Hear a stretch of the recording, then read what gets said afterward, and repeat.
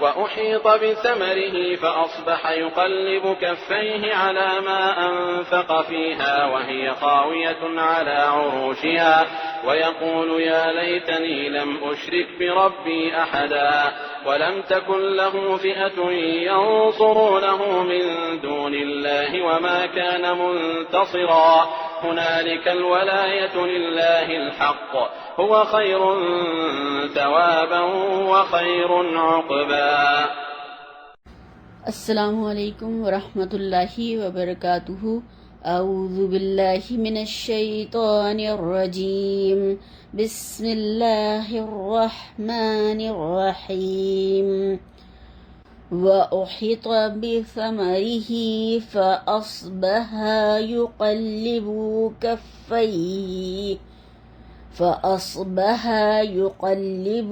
كَفَّيْهِ عَلَى مَا أَنفَقَ فِيهَا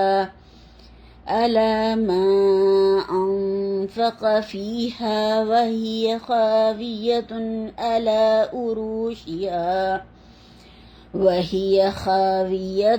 على عروشها ويقول يا ليتني لم أشرك بربي أحدا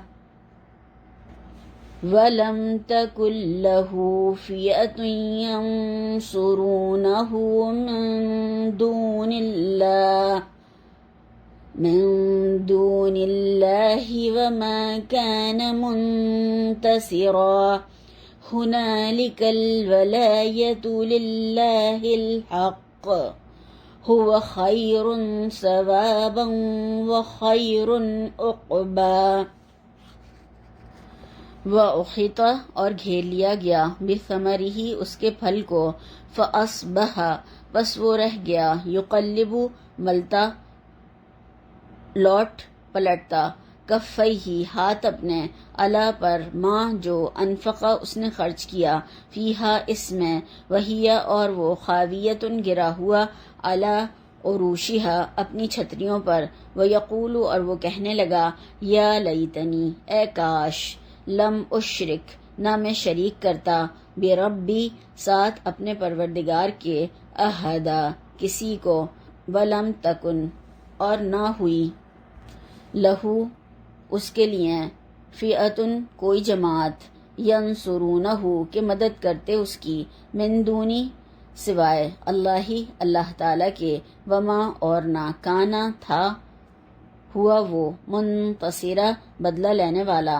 ہنالکا یہاں اس جگہ الولایت حکم چلانا یا اختیار للہ اللہ برحق کا ہے للہ الحق اللہ برحق کا ہے ہوا وہی خیرن بہتر ثواباً ثواب دینے میں وخیرن اور بہتر عقبہ بدلہ دینے میں. نحمدہ ونصلی علی رسولہ الکریم. رب اشرح لی صدری ویسر لی امری واحلل عقدۃ من لسانی یفقہوا قولی. اللہم ارنا الحق حقا وارزقنا اتباعہ وارنا الباطل باطلا وارزقنا اجتنابہ. آمین یا رب العالمین. الحمدللہ اللہ تعالیٰ کا بے حد شکر احسان ہے کہ ہم سورہ کہف کو پڑھنے اور سمجھنے کی کوشش کر رہے ہیں. اور اس سے پہلے والے جو ہم نے سبق میں دیکھا تھا کہ باغ والوں کی کہانی چل رہی ہے، چوتھا پارٹ ہے ہمارا یہ، اور آج اس کا آخری حصہ ہم دیکھیں گے انشاءاللہ تعالی. اللہ تعالیٰ نے ہمیں باغ والوں کی مثال دے کر سمجھایا کہ ایک شخص کو بہت کچھ اللہ تعالیٰ نے دے رکھا تھا، بہت ساری نعمتیں اس کے لیے جمع کر دی تھیں، اور اس نے پھر تکبر کیا اور پھر اس نے اپنے آپ کو بڑی چیز سمجھا اور اپنے دوست کو وہ کمتر سمجھ رہا تھا کیونکہ اس کے پاس یہ چیزیں نہیں تھیں. اس سے باتیں کرنے کے دوران یہ اپنی دولت کی نمائش کر رہا تھا. پھر اس نے آخرت کا بھی انکار کیا تو وہ دوست چپ نہیں رہ سکا اور اس نے پھر اس کے بارے میں اس کو سمجھایا کہ تم جو اللہ تعالیٰ نے تمہیں دیا ہے تم اس کے اوپر تکبر نہ کرو، اپنے آپ کو بڑی چیز نہ سمجھو اور اللہ کا شکر ادا کرو. اور جب تمہیں اپنی نعمتیں بھلی لگیں تو پھر ماشاء اللہ لا قوت الا باللہ پڑھو تاکہ تمہاری نعمتیں باقی رہیں.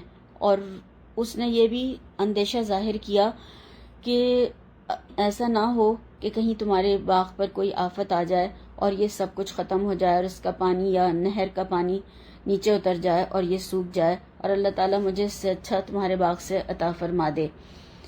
اب یہاں پر جو آخری حصہ ہے اس کہانی کا کہ یہ جو وا یہاں پر استعمال ہوا ہے، اللہ تعالیٰ نے یہاں پر فرمایا وَأُحِیطَ، اور گھیر لیا، احاطہ کر لیا، تو یہ یہاں پر فا نہیں آیا، وا آیا ہے۔ تو وا کا مطلب یہ ہے کہ پھر اس کو موقع ملا، مہلت ملی، یعنی یہ فوراً کے فوراً نہیں ہو گیا کہ وہ ادھر کہہ کر گیا اور اس کے باغ پر آفت آئی اور یہ سب کچھ ختم ہو گیا۔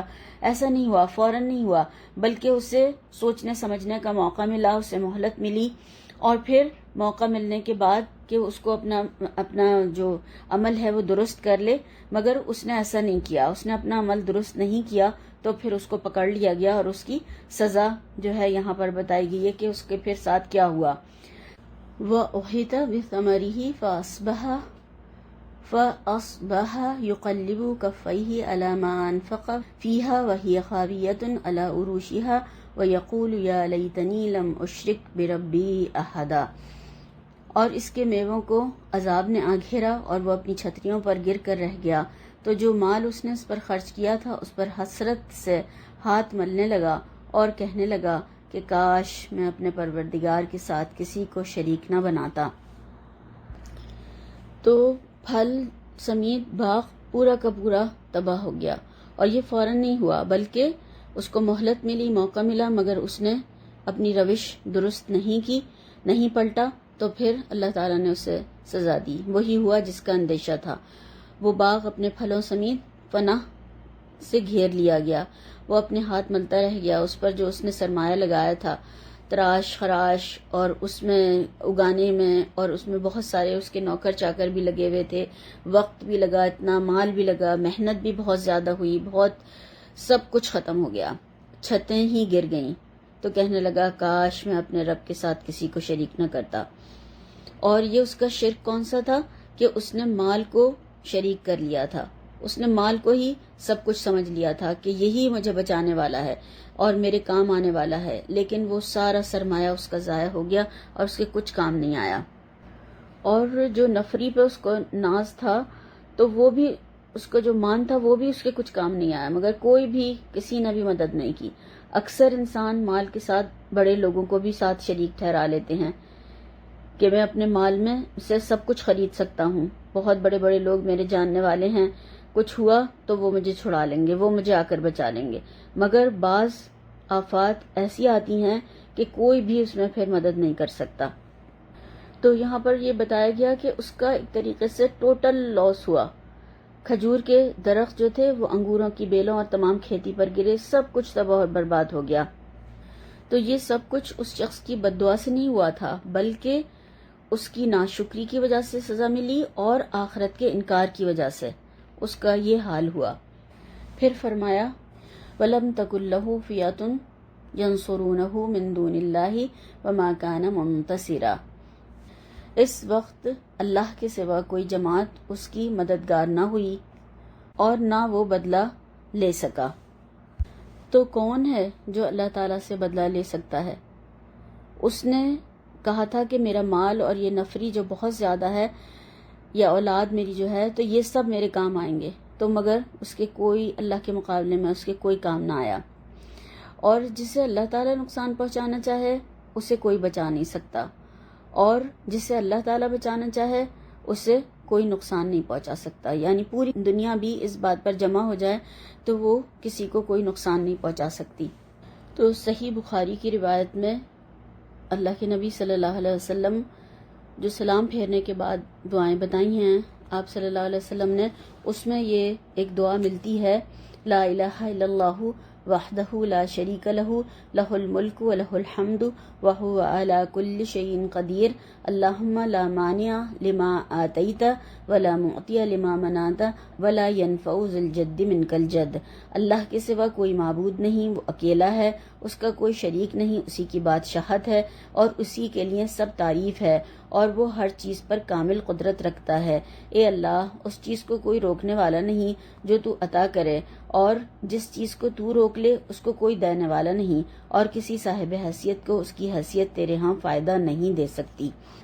تو جب انسان یہ سمجھ لیتا ہے کہ کوئی بھی مجھے دنیا میں نقصان نہیں پہنچا سکتا الا یہ کہ وہ اللہ تعالیٰ نے میرے مقدر میں، میری تقدیر میں لکھا ہوا ہو، اور ساری دنیا مل کر بھی مجھے فائدہ پہنچانا چاہے تو نہیں پہنچا سکتی اگر اللہ تعالیٰ نہ چاہے۔ تو یہ ایمان میں انسان کے اضافہ ہوتا ہے، اور وہ سمجھ لیتا ہے کہ اللہ کے علاوہ کوئی بھی میری مدد نہیں کر سکتا، یا کوئی بھی میرے نفع نقصان کا مالک نہیں ہے سوائے اللہ کے۔ پھر فرمایا ہنالک الولایۃ للہ الحق هو خیر ثوابا و خیر عقبا۔ یہاں سے ثابت ہوا حکومت سب اللہ برحق کی ہے، اسی کا صلہ بہتر اور اسی کا بدلہ اچھا ہے۔ بے شک یہاں پر آیا ہنالکا، تو ہنالکا جو ہے اس کے معنی آتے ہیں اس وقت، اسی وقت واضح ہو گئی یہ بات، یا اس وقت یہ سمجھ میں آ گئی بات، یا یہاں، یا اس جگہ، اسی وقت۔ تو جب اس وقت سمجھ میں آیا کہ اللہ تعالیٰ کی ہی مدد، اللہ کی توفیق اور ولایت جو ہے وہ اللہ تعالیٰ کی، یعنی دوستی، محبت، پروٹیکشن، یعنی صرف اللہ تعالیٰ کی ہی چلتی ہے، حکم اللہ تعالیٰ کا چلتا ہے، اختیار اللہ تعالیٰ کا ہے۔ تو اس وقت یہ بات سمجھ میں آئی کہ سب کچھ اللہ تعالیٰ کے حکم سے ہی ہوتا ہے، اور اسی کا صلہ اور بدلہ جو ہے وہ بہت اچھا ہے، یعنی جو اللہ تعالیٰ دے، جو انعام اور انجام وہ دے وہی بہترین ہے۔ تو بات کب سمجھ میں آئی؟ جب چڑیاں چگ گئیں کھیت، یعنی سب کچھ ختم ہو گیا، پھر وہ سمجھا کہ نصرت، ولایت، مدد اور جو بھی کچھ ہے مدد وہ برحق اللہ ہی کی طرف سے برحق ہے، یعنی اللہ کے سوا کوئی کسی کی مدد کرنے پر اور عذاب سے بچانے پر قادر نہیں ہے۔ اصل مدد اللہ ہی سے ہوتی ہے، یا اسی کی مدد چاہیے، اور مومن جو ہے وہ بھروسہ اور سہارا اللہ کا ہی تھامتا ہے، مگر کافر جو ہے وہ مادی وسائل پر ایمان رکھتا ہے۔ اور زندگی میں بعض دفعہ ایسے مواقع آتے ہیں انسان کے کہ جب ہر شخص پر یہ عقیدہ کھل جاتا ہے کہ اصل مدد تو اللہ ہی کے ہاتھ میں ہے۔ ان مواقع پر بڑے بڑے سرکش اور نافرمان فرعون جیسے لوگ بھی جھک جاتے ہیں، اور وہ پکار اٹھتے ہیں کہ جب عذاب کو دیکھا، سزا کو دیکھا اور پھر ڈوبنے لگا تو کہنے لگا کہ میں بنی اسرائیل کے رب یعنی موسیٰ اور ہارون کے رب پر ایمان لاتا ہوں۔ تو اس سے کہا گیا کہ اب ایمان لاتے ہو؟ ساری زندگی تو انا ربکم الاعلیٰ کہلواتے رہے، سرکشی دکھائی، اور اب ڈوبنے لگے تو اب اللہ تعالیٰ کے اوپر ایمان لاتے ہو؟ تو موت کو دیکھ کر پھر ایمان جو ہے انسان کا قابل قبول نہیں ہوتا۔ کافر ہے تو شمشیر پہ کرتا ہے بھروسہ، مومن ہے تو بے تیغ بھی لڑتا ہے سپاہی۔ یعنی کافروں کو اپنے ساز و سامان اور اپنی چیزوں پر بہت بھروسہ ہوتا ہے کہ یہ ہمارے کام میں آئیں گی، اور مومن کا بھروسہ اللہ کی ذات پر ہوتا ہے، وہ چیزوں پر بھروسہ نہیں کرتا کہ یہ سب میرے کام آ جائیں گی، وہ صرف اللہ کی ذات پر اس کا بھروسہ ہوتا ہے، اور اللہ تعالیٰ پھر مومنین کی مدد کرتا ہے، اور اللہ تعالیٰ کی طرف سے مومنین کے لیے سپورٹ ہوتی ہے۔ تو اینڈ رزلٹ کیا نکلا کہ جن چیزوں پر اس نے تکیہ کیا تھا، جن پر بھروسہ کیا تھا، وہی پتے ہوا دینے لگے، وہ سب ساتھ چھوڑ کر چلے گئے، کوئی بھی اس کے کچھ کام نہیں آیا۔ اور اللہ ہی جس کی مدد کرتا ہے وہی انسان کامیاب ہوتا ہے، اور جس کو اللہ تعالیٰ چھوڑ دے، جس کی مدد نہ کرے، وہ پھر کامیاب نہیں ہو سکتا۔ اور اس کے بارے میں جو مفسرین نے کہا کہ اس نے جو کہا تھا کہ کاش میں اپنے پروردگار کے ساتھ کسی کو شریک نہ بناتا، یا لیتنی لم اشرک بربی احدا، تو اس کے بارے میں اسکالر یہ کہتے ہیں کہ دنیا میں ہی توبہ کرنے کا اس کو موقع مل گیا، اور بعض اسکالر نے یہ کہا کہ اس نے یہ قبر میں جا کر کہا۔ تو یہ کہانی یہاں پر ختم ہو گئی۔ اب اس کے چند اسباق جو ہیں وہ دیکھتے ہیں ہم، جو ہمارے لیے اس میں سبق ہیں کہ ہمیں کیا کرنا چاہیے۔ تو اور اس واقعے کا تھوڑا سا خلاصہ بھی ہے، اور ہم پھر آخر میں اس کے اسباق بھی دیکھیں گے۔ تو انسان کو جب اللہ تعالیٰ نعمتیں دیتا ہے تو بجائے اس کے کہ وہ ان پر شکر گزار ہو، انسان دھوکے میں مبتلا ہو جاتا ہے کہ یہ میرا اپنا زور بازو سے کمایا ہوا نتیجہ ہے، یا پھر پھل ہے یا پھر یہ میری دولت ہے جو میرے پاس ہمیشہ رہے گی. اور پھر مال کی وجہ سے جب انسان کے اندر تکبر پیدا ہوتا ہے تو انسان کی سوچ آخرت کے بارے میں بھی بدلنے لگتی ہے. اور ایک اور دھوکے میں جو مبتلا ہو جاتا ہے وہ یہ سمجھتا ہے کہ یہ سب کبھی ختم نہیں ہوگا. وہ اللہ کی ذات کو بھول کر اور عاجزی اختیار کرنے کی بجائے خواہشات کا بندہ بن جاتا ہے. اور سب سے بڑا جرم یہ کہ دوسرے انسانوں کو حقیر سمجھنے لگتا ہے. آپ صلی اللہ علیہ وسلم کو بھی ہم نے دیکھا کہ منع کیا غریبوں سے نگاہیں نہ پھیریں جو اپنے رب کو یاد کرتے ہیں اور ان کے ساتھ رہیں. تو حقیقی مساوات جو ہے وہ بندوں کے درمیان اسلام ہی نے دی ہے. دعوے تو بہت سارے لوگ بھی کرتے ہیں، بہت سارے مذاہب کرتے ہیں، مگر اصل جو ہے وہ اسلام ہمیں مساوات دیتا ہے. اسلام نے کسی کو بھی کمتر اور مظلوم کو کسی احساس کمتری میں مبتلا نہیں ہونے دیا، بلکہ انہیں جرأت ایمانی عطا کی گئی ہے. انسان کی عزت کا معیار مال و دولت سے نہیں پرکھا جا سکتا. مثال سے سمجھایا گیا کہ ایک شخص جسے سب کچھ ملا تھا مگر اس نے شکر ادا نہیں کیا، ناشکری کی تو سب کچھ چلا گیا. تو انسان ایسے واقعات بار بار دیکھتا ہے زندگی میں مگر سبق حاصل نہیں کرتا. جب نقصان ہوتا ہے تو سوچتا ہے کہ کاش میں ایسا نہ کرتا. مصیبت میں مال کے ساتھی سب چھوٹ جاتے ہیں. جو مال کے وقت میں انسان کے ساتھ ہوتے ہیں سب ایک ایک کر کے رخصت ہو جاتے ہیں. آدمی تنہا رہ جاتا ہے. ایسے ہی قیامت میں انسان ہوگا.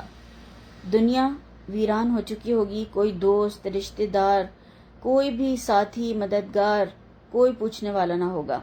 اور اللہ تعالیٰ کی مدد سے بھی ایک طریقے سے محروم ہو جائے گا کیونکہ اس نے دنیا میں منمانی کی تھی، اللہ کی فرمانبرداری نہیں کی. دو طرح کے لوگ ہوتے ہیں اگر ہم دیکھیں. ایک شخص جو ہے محنت کر کے دنیا کے باغ لگاتا ہے اور پھر اس پر اتراتا ہے، تکبر کرنے لگ جاتا ہے. ایسے سب باغ بہت جلد ختم ہو جانے والے ہیں. اور دوسرا رویہ کیا ہے؟ اور ایک وہ شخص ہے جو اپنے انہی باغوں کے ذریعے آخرت کی جنت بناتا ہے. پھر اسے کوئی چیز بھی تباہ نہیں کر سکتی ہے. جس رب نے یہ تمام نعمتیں دی ہیں وہ اس پر پوری طرح قادر ہے کہ جب چاہے واپس لے لے، اور اگر وہ لے لے تو پوری دنیا مل کر اس کا کچھ نہیں بگاڑ سکتی ہے، نہ واپس دلوا سکتی ہے. اب کوئی یہ نہ سوچے کہ مال حاصل نہیں کرنا چاہیے، یہ برا ہے. برا اس وقت بن جاتا ہے جب انسان اللہ کو بھول جاتا ہے، اس کا حق ادا نہیں کرتا اور ان چیزوں کی وجہ سے تکبر میں مبتلا ہو جاتا ہے اور ساری ترقی کو اپنی وجہ سے سمجھنے لگتا ہے. اور کبھی ایسا بھی ہوتا ہے کہ جب انسان کے پاس یہ نعمتیں ہوتی ہیں تو وہ رب کو بھول جاتا ہے، اور جو ہی جاتی ہیں کچھ لوگ تو فوراً متنبہ ہو جاتے ہیں، چونک جاتے ہیں اور رب کی طرف پلٹ آتے ہیں. لیکن ان لوگوں کا حال تو اور بھی بدترین ہو جاتا ہے جو ان نعمتوں کے جانے کے پر بھی اپنے رب سے ناراض ہو جاتے ہیں. یعنی جب نعمتیں چلی جاتی ہیں تو اللہ سے ہی ناراض ہو جاتے ہیں، نعوذ باللہ غلط باتیں کرنے لگتے ہیں کہ ہم ہی رہ گئے تھے اس کے لیے. تو یہ ساری جو ہے یہ سب غلط باتیں کرنی شروع کر دیتا ہے انسان. اور جب بہت کچھ ملا ہوا ہوتا ہے تو خود کو ہی اپنے آپ کو بڑا سمجھنے لگتا ہے، جیسے کہ فرعون بھی سمجھتا تھا. تو مال کا جو ہے خیر بھی ہے، مال انسان کے حق میں، اور شر بھی ہے کہ جب مل جاتا ہے تو پھر انسان آپے سے باہر ہو جاتا ہے، اپنے آپ کو ہی بڑی چیز سمجھنے لگتا ہے اور آس پاس کے لوگوں کو حقیر اور معمولی سمجھنے لگتا ہے. کچھ چیزیں اور اس کے حوالے سے دیکھتے ہیں کہ یہ صورت جو ہے مادہ پرستی پر ایک بہت بڑی ضرب ہے، اور ایمان اور مال کو بار بار آمنے سامنے رکھا گیا ہے. اصحاب کہف کے واقعے میں بھی رحمت اور ایمان کی سلامتی اللہ تعالیٰ نے اس کو قرار دیا کہ انہوں نے سب کو چھوڑ کر چلے گئے. پھر اس کے بعد آپ صلی اللہ علیہ وسلم کو بھی کہا گیا کہ آپ ایمان والوں کے ساتھ رہیے اور اس کے مقابلے میں دنیا کو ترجیح نہ دیجیے. پھر اس کے بعد دیکھیں کہ اس واقعے میں مادہ پرستی پر اس واقعے میں بھی ضرب لگائی گئی ہے. کبھی بھی اپنی اولاد، اپنے مال، دولت، حسن، علم، صلاحیتوں پر اور جو قوتیں، طاقتیں اللہ تعالیٰ نے دی ہوئی ہیں ان پر غرور اور تکبر نہ کرے. انسان کرنا ہی جائز ہی نہیں ہے انسان کے لیے، کیونکہ یہ سب اللہ تعالیٰ کی دی ہوئی نعمتیں ہیں اور وقتی طور پر آزمائش کے لیے دی گئی ہیں، اور جب چاہے گا وہ واپس لے لے گا۔ یعنی جسم کی صلاحیتیں اور قوتیں اور طاقتیں اور علم اور حسن اور مال اور دولت اور اولاد، یہ ذرا سی دیر میں منٹوں سیکنڈوں نہیں لگتے ہیں کہ اللہ تعالیٰ واپس لے لیتا ہے۔ کتنے لوگوں کو ہم دیکھتے ہیں، انسان وہی ہوتا ہے، پورا جسم سب کچھ، مگر سب کچھ بھول جاتا ہے۔ وہی انسان ہوتا ہے، بستر پہ پڑا ہوا ہوتا ہے، ہل نہیں سکتا، جل نہیں سکتا، اٹھ نہیں سکتا، کھا نہیں سکتا، اور علم جو حاصل کیا ہوا ہوتا ہے وہ سیکنڈوں میں بھول جاتا ہے۔ جو کبھی کبھی انسان کی حیت بدل جاتی ہے، چہرہ بدل جاتا ہے، جسم بدل جاتا ہے، ہاتھ پاؤں آڑے ٹیڑھے ہو جاتے ہیں، کیسے کیسے اعضاء اس کے خراب ہو جاتے ہیں۔ تو وہ جو چاہے ذرا سی دیر میں کچھ کر دے، تو اللہ تعالیٰ سے توبہ کرتے رہنا چاہیے، استغفار کرتے رہنا چاہیے ہر وقت کہ اللہ تعالیٰ معاف کر دے اور غلطی اور کمی کوتاہی کو دور فرما دے، اور عاجزی اختیار کرنی چاہیے۔ جو چند اسباق ہیں اس میں، ان کو بھی ایک نظر دیکھ لیتے ہیں کہ اس میں سب سے پہلی جو چیز ہے وہ یہ ہے کہ ہر نعمت پر اللہ تعالیٰ کا شکر ادا کریں، دل سے، زبان سے، عمل سے شکر کریں، کیونکہ یہ شکر جو ہے نعمتوں کی بقا کا، یعنی باقی رہنے کا، اور نعمتوں میں اضافے کا ذریعہ بن جائے گا انسان کے لیے۔ پھر دوسری چیز یہ ہے کہ معاملات کو حکمت کے ساتھ ڈیل کریں، جیسے کہ اس شخص نے کیا تھا، افہام و تفہیم کے ساتھ بات چیت کر کے اس نے صحیح بات اس کو بتائی اور سمجھائی، اور اس نے اپنا حق ادا کر دیا ایک طریقے سے۔ اب وہ مانا یا نہیں مانا وہ اس کے اوپر تھا۔ تو حکمت کے ساتھ میں قرآن اور سنت کا جو علم انسان حاصل کرتا ہے تو اس میں حکمت بھی آ جاتی ہے، اور پھر وہ اس طرح سے بات چیت کر کے معاملہ فہمی اختیار کرے اور اس طریقے سے بات کو حل کرنے کی کوشش کرے۔ پھر تیسری چیز ہے، دنیا کی تمنا کرنا جائز ہے، یعنی کہ دنیا کو حاصل کرنے کے لیے، کیونکہ ہمیں دنیا میں رہنا ہے۔ تو جو ہمیں دعا سکھائی گئی ہے، ربنا آتنا فی الدنیا حسنہ وفی الآخرۃ حسنہ وقنا عذاب النار، تو اس میں ہم ایک حصہ دنیا ہے اور دو حصہ آخرت ہے، کہ اللہ تعالی ہمیں دنیا میں بھی ہماری اچھی گزروا دے اور آخرت بھی اچھی، اور ہمیں آگ کے عذاب سے بچا لے۔ تو یہ بھی ہمیں کثرت سے دعا کرنی چاہیے۔ پھر چوتھی چیز جو ہے، چوتھا سبق جو ہے، اللہ تعالیٰ کی نظر میں اس دنیا کی کوئی حقیقت نہیں ہے، اس لیے اس کو اتنا ہی رکھا جائے۔ پھر پانچواں سبق یہ ہے کہ آخرت پر یقین رکھنے والا کبھی بھی یہ یقین سے نہیں کہتا کہ وہ ضرور جنت میں جائے گا، یا کسی کے بارے میں بھی فیصلے کرے کہ وہ جنت میں جائے گا۔ وہ تو اللہ تعالیٰ کی امید رکھتا ہے کہ اللہ تعالیٰ اس کو اپنی رحمت سے جنت میں داخل فرمائے گا۔ نہ انسان اپنے بارے میں نہ دوسروں کے بارے میں فیصلے کر سکتا ہے کہ کون جنت میں جائے گا اور کون دوزخ میں جائے گا، کہاں جانے والا ہے۔ اس باغ والے نے، اس کہانی میں ہم نے دیکھا کہ اس نے اظنو کہا، یعنی میں گمان، یقین، خیال ہے میرا کہ مجھے بہتر ملے گا اس سے زیادہ، یعنی آخرت میں اچھی جگہ پاؤں گا، مجھے اچھا بدلہ مل جائے گا۔ اور جبکہ دوسرے شخص نے کہا تھا، جو غریب شخص تھا، اس نے کیا کہا تھا، فَعَسَىٰ رَبِّي، مجھے امید ہے کہ اللہ مجھے اس سے بہتر دے گا۔ تو مومن یقین کے ساتھ نہیں کہتا کہ میں جنت میں جاؤں گا، بلکہ اللہ کی رحمت سے جاؤں گا، وہ یہ کہتا ہے، ڈرتے ہوئے عمل کرتا رہتا ہے اور امید رکھتا ہے اللہ تعالیٰ سے کہ وہ اسے جنت میں داخل فرمائے گا، کیونکہ ایمان جو ہے خوف اور امید کے درمیان ہوتا ہے، کہ پوری اللہ تعالیٰ سے امید ہو کہ اللہ تعالیٰ رحم فرمائے گا، اور خوف بھی اپنے گناہوں کا کہ اللہ تعالیٰ نے اگر نہیں معاف کیا تو پھر کیا ہوگا، تو اس سے وہ ڈرتا بھی رہتا ہے اللہ تعالیٰ سے۔ اور ایک سبق یہ بھی ہے، اور یہ بہت اہم سبق ہے، کہ دنیا میں ہی انسان اپنی اصلاح کر لے۔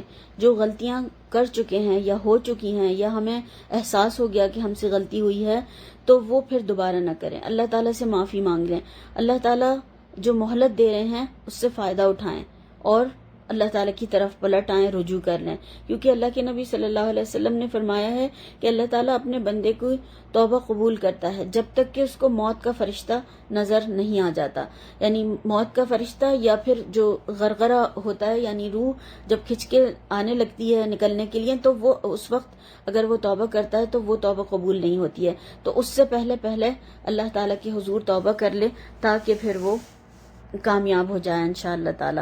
تو عقل مند پھر کون ہوا؟ جو فوراً توبہ کر لیتا ہے. جو غلطی کمی ہو جائے، جو کوتاہی ہو جائے، فوراً احساس ہو، فوراً اللہ تعالیٰ کی طرف رجوع کر لے اور توبہ کر لے. اور جو توبہ کر لیتا ہے پھر وہ اللہ تعالیٰ اسے معاف کر دیتے ہیں. اور ایک ہمیں حدیث کے حوالے سے یہ بھی معلوم ہوتا ہے کہ توبہ کرنے والا ایسا ہے جیسے کہ اس نے کوئی گناہ یا غلطی کی نہیں ہو، اللہ تعالیٰ اسے معاف کر دیتے ہیں. اس میں جو ہم نے دیکھا کہ بتایا گیا کہ کوئی مدد کے لیے اس کی جماعت، کوئی اس کی نفری، کوئی اس کا مال، کوئی اس کی دولت، کوئی چیز بھی اس کے کام نہیں آئی. تو اس کا تجربہ جو ہے، جو ایمان نہیں رکھتے ہیں وہ بھی کرتے ہیں لوگ. اور کسی سائنٹسٹ نے ایک دفعہ ایک تجربہ کیا کہ قیامت کی جو نفسا نفسی ہے کہ ایک دوسرے کو نہیں پوچھے گا انسان، تو وہ کس طریقے سے ایسا ہو جائے گا. تو اس نے بندریا لی، اور بندریا اور اس کا بچہ لیا، اور ایک لے کر ان دونوں کو ایک پنجرے میں بند کر دیا اور اس میں ہیٹ دی اس نے. اور تو اس نے جب ہیٹ دی تو وہ بچے کو اس نے گود میں اٹھا لیا اور ٹہلنے لگی. پھر جب اس نے اور ہیٹ بڑھائی تو اس نے پنجرے کی دیوار یا جالی پر اس نے چڑھ گئی اور بچے کو لے کر وہاں پر لٹک گئی وہ. پھر اس کے بعد جب اور زیادہ ہیٹ بڑھائی گئی تو اس نے کیا کیا، بچے کو نیچے رکھا اور اس کے اوپر چڑھ کر خود کھڑی ہو گئی. تو ان لوگوں نے یہ تجربہ کر کے دیکھا اور پتہ چل گیا ان کو کہ یہ ہوگا انسان کے ساتھ آخرت میں. سب رشتے ناتے جو بھی کچھ ہیں، ساری چیزیں آپس میں ایک دوسرے کا خیال، مدد، اور وہ سب کچھ ختم ہو جائے گا. ایک دوسرے کو پہچانیں گے بھی نہیں. اور پھر مدد کرنا تو بہت دور کی بات ہے. تو مدد صرف کہاں سے ہوگی؟ اللہ رب العالمین کی طرف سے. تو پھر دنیا میں بھی اللہ کی طرف پلٹیں تو تاکہ پھر آخرت میں اللہ تعالی ہماری مدد فرمائے انشاءاللہ تعالی. آمین. تو اللہ تعالیٰ سے دعا کرتے ہیں کہ اللہ تعالیٰ ہم نے اس کو جو پڑھا ہے اور سمجھا ہے وہ اس پر ہمیں بہترین طور پر عمل کی توفیق عطا فرمائے، اور اس کو ہمارے دلوں میں اتار دے اور ہمیں اپنی رحمت سے معاف فرمائے. سبحانک اللہم و بحمدک، اشہد ان لا الہ الا انت، استغفرک و اتوب الیک. سبحان ربک رب العزت عما یصفون وسلام علی المرسلین والحمد للہ رب العالمین. السلام علیکم ورحمۃ اللہ وبرکاتہ.